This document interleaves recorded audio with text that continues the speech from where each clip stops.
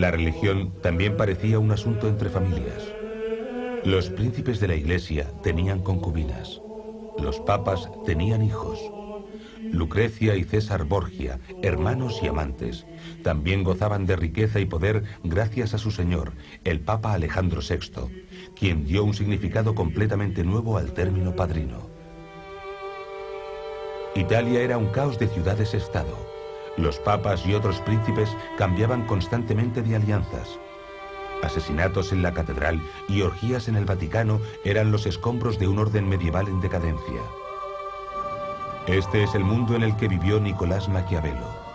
La separación entre Iglesia y Estado se convirtió en uno de los temas principales de su obra.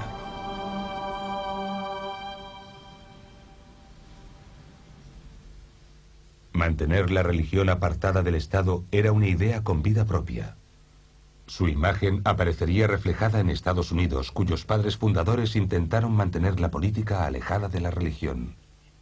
Dejaron constancia de ello en la Constitución con la separación entre Iglesia y Estado. Todavía no se ha llegado al final de la controversia iniciada por esa idea y además tiene su lado oscuro. La separación entre ética y política, la creencia de que un buen príncipe no tiene por qué ser necesariamente una buena persona, que las apariencias importan más que la realidad, que este fraude se puede practicar, que es mejor ser temido que ser querido. Todas esas famosas conclusiones del Príncipe han alarmado a la gente en los últimos siglos y plantean el dilema más difícil y doloroso sobre la política. Y no quieren afrontarlo. Se niegan a creer que alguien fuera capaz de pensar todas esas cosas. ¿El hombre que pensó todas esas cosas era cristiano, pagano o ateo? Maquiavelo era, digamos, un cristiano de domingos. No rebatía los dogmas esenciales de la fe católica. Simplemente los dejó a un lado cuando se propuso pensar y opinar sobre la política. Si el príncipe descrito por Maquiavelo parece tener muchas carencias morales, el precio que paga es claramente excesivo. Debe amar a su patria más que a su alma. Debe estar preparado para ir al infierno por ella. Matar a un hombre es siempre matar a un hombre. Y un príncipe tiene que estar preparado para hacerlo. Debe estar preparado para ir al infierno si es preciso. Tener el poder, ser gobernante, ser un príncipe es intrínsecamente un trabajo dramático, sin redención y sin justificación. A Maquiavelo le parecía posible vivir con puntos de vista contradictorios y, por tanto, no se veía a sí mismo tal como fue enseguida considerado como un anticristiano ni nada parecido. Algunos piensan que debería enseñar a los hombres la forma de llegar al cielo, pero preferiría mostrarles el camino del infierno para que aprendieran a evitarlo.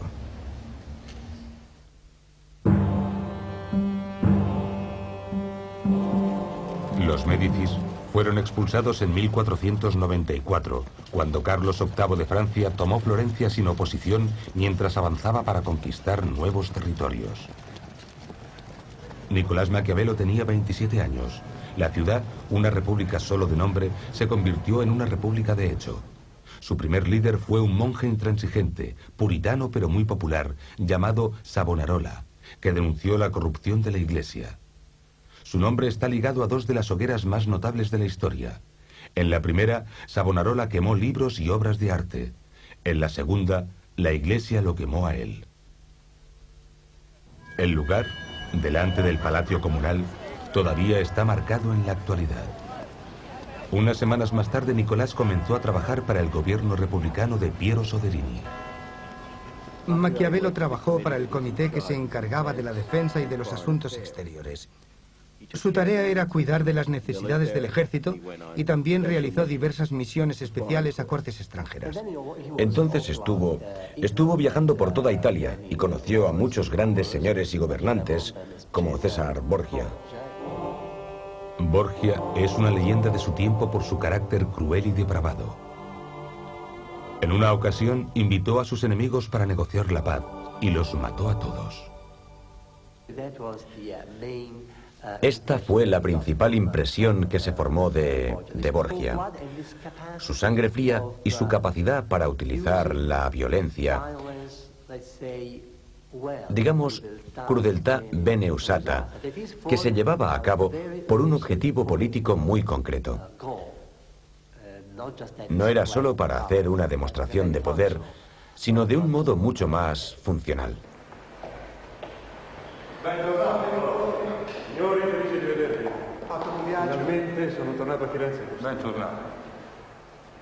Cuando vuelve de dichas misiones, un grupo de consejeros atentos e impacientes le abruman con una montaña de detalles sobre problemas internos.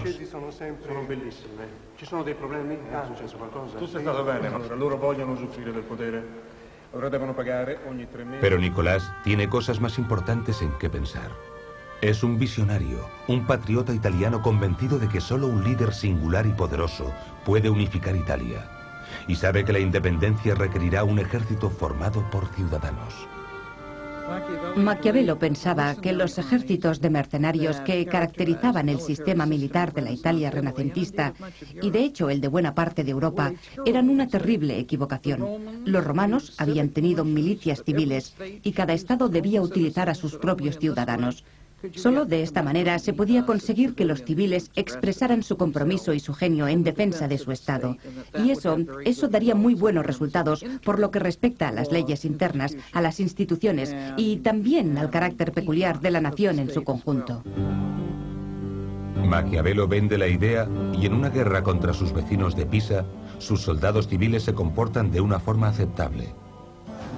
Pero en 1512 se enfrentan a las tropas españolas, mucho más preparadas, en una ciudad llamada Prato. Los mercenarios españoles provocan el pánico en las filas de los milicianos de Maquiavelo y a continuación se desencadena una matanza. Como consecuencia de la derrota, los Médicis volvieron para acabar con la República de Soderini y con la carrera política de Maquiavelo. Según Nicolás, el irreflexivo Soderini podía haber aplastado a los Médicis a su retorno si hubiera sido lo suficientemente despiadado. Para gobernar es preciso tener algo más que proyectos políticos. Con el fin de mantener el poder, un príncipe se ve a menudo obligado a actuar en contra de la buena fe, la caridad, el buen sentido o la religión. Si es posible, no debe desviarse de lo que es correcto, pero si es necesario, debe hacer el mal. El concepto de necesidad, que podía justificar un comportamiento que no era precisamente virtuoso o moral, había sido aceptado, sin embargo, por casi todos los pensadores antiguos. Los críticos de Lincoln en su época pensaban que era un dictador, pensaban que era un tirano, pensaban que no era un demócrata, pensaban que, a pesar de su encanto de hombre rústico y pueblerino, era un egocéntrico que gobernaba en la mayoría de las ocasiones de manera anticonstitucional. En el caso, por ejemplo, de la suspensión del habeas corpus, probablemente fue así. Y este es quizás un magnífico ejemplo del liderazgo de una democracia según Maquiavelo. También hay física en la política. Y tarde o temprano, cada líder descubre por sí mismo las leyes de la relatividad y la incertidumbre, también conocidas como la ley de las consecuencias involuntarias. Si se considera todo como es debido, se encontrará alguna cosa que parecerá virtud, pero que si se sigue traerá consigo la ruina. Y alguna otra que parecerá vicio, pero que si se sigue, procurará seguridad y bienestar.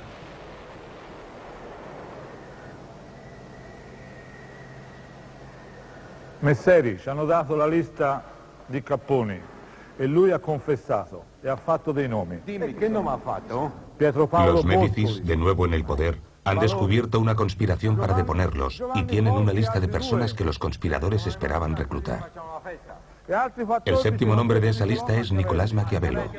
Los traidores nunca llegaron hasta Maquiavelo, no importa. Es sospechoso y los Médicis no necesitan otra excusa para encarcelarle.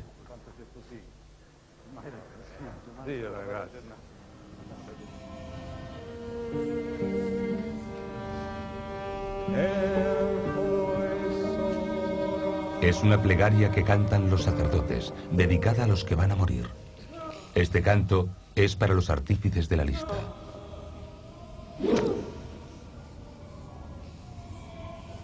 Aquí la cárcel tiene dos funciones, interrogar y ejecutar. El interrogatorio significa tortura, es legal y muy ingenioso.